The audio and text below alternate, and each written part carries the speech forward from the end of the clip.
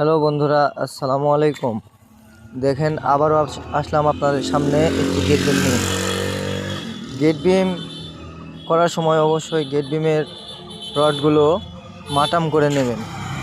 দেখুন কিভাবে গেট বিম সাজানো হয়েছে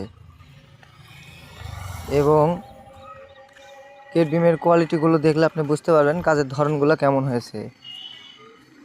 এবং এক্সট্রা গেট বিমের এক্সট্রা টপ, বটম, তারপরে আপনার সেপারেট এবং রিংগুলা খুব ভালোভাবে বাছাই করা হয়েছে দেখুন।